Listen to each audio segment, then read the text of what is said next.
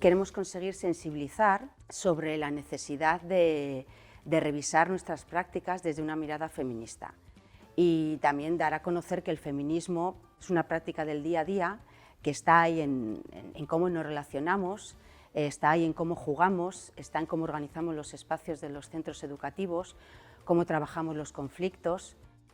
Y luego también se puede ver cómo en algunos casos algunos niños, niñas, niñes se pueden sentir marginados. A veces es por razón de género, otras veces es por otras causas, ya sea por su tono de piel, su origen, de dónde venga, su identidad sexual.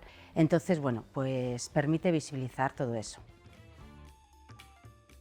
Tenemos bastante claro que la igualdad hay que trabajarla lo antes posible, ¿verdad? Antes de que se consoliden estereotipos, clichés, etcétera, ¿no? y esos roles de género que se imponen y que se construyen, y dándole vueltas en el área y también compartiendo esa inquietud con el área de educación del Ayuntamiento de Basauri, nos dimos cuenta que quizá podíamos trabajar juntas ambas áreas y poder hacerlo a través de la transformación de los patios escolares.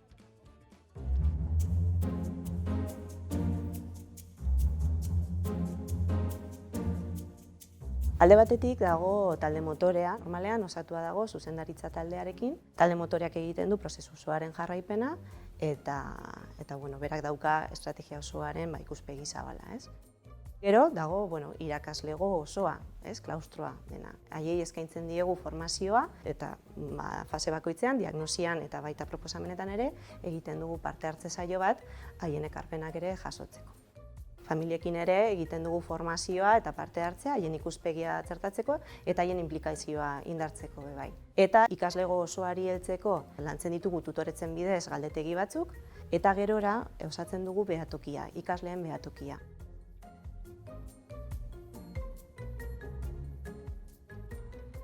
Patio aldatzeko beharra eta orain dagoen bezala agertzeko proposamena sortu zen gurasoengandik. Ikusten genuenaren arabera, guk lortu nahi genuen umerik baztertuta egotea, jolasak edo materialak sartzea, espazio desberdinak orekatu batean erabili ahal izatea. Beti eduki dugu irudia patio grisa izan dela, egune berdeak faltan bota ditugu, natura gitxi egon da gure patioan, eta orduan nahi genuen hori aldatu. Patioen prozesua, 2 urteko prozesua da, lehenengo urtean egiten dugu diagnosia eta bigarren urtean proposamenen fasea. Diagnosiaren fasean, saiatzen gara, gaur egungo egoera aztertzen, ikusten ze behar dagoen, zeintzuk diren dauden gatazkak, eta identifikatzen ditugu aukerak. Proposamenen fasean, behin diagnostikoa daukagunean, ikusi ditugunean gatazkak zeintzuk diren, orduan hasten gara amesten. Eta hasten gara ikusten, ze erabaki eta hartu dezakegun, edo batez ere ze konpromisu hartu ditzaketen eraldaketa hori lortzeko, ez? El resultado que se pretende conseguir con este proceso es sobre todo visibilizar las prácticas, las relaciones que se dan en los patios escolares.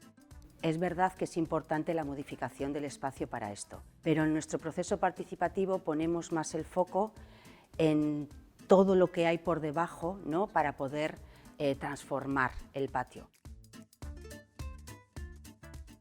Daude adibidez kudeaketa mailan egin diren aldaketek eduki duten inpaktua, esaterako jarrera bortitzak gutxitu direla, bronkak txikitu direla eta gainera umeek parte hartzeko aukera gehiago dituztela. Beste lorpen bat izan da, obrak aurrera atera ahal izatea, eraldaketa horretan bilatu izan duguna izan da espazioa leku anitzekin aberastea, aukera gehiago emotea, neutraltasuna eta ikusgarritasuna izan duten joku edo espazio maskulinizatu horiei leku hori kentzea edo bigarren maila batera pasatzea, ez desagerraraztea, baina bai orekatzea gainerako lekuen ikusgarritasunarekin eta espazio azalerarekin ere bai, ez? Gaur egun edo orain arte baztertuak izan diren pertsona horiek, identitate horiek, batean ikusten dute haien burua, ez? Balioan jartzen dela eta espazio bat ematen zaiela adierazteko haien beharra zein den Eta orain arte eman den desoreka hori eta injustizia hori ikusarazteko eta antzunak sentitzen dira, ez?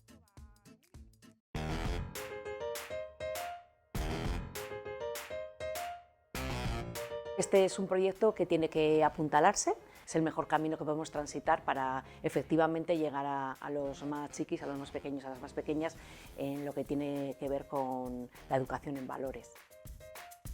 Creemos desde el área de educación que realmente es desde la niñez cuando los niños y las niñas deben de empezar a criarse y a educarse en igualdad.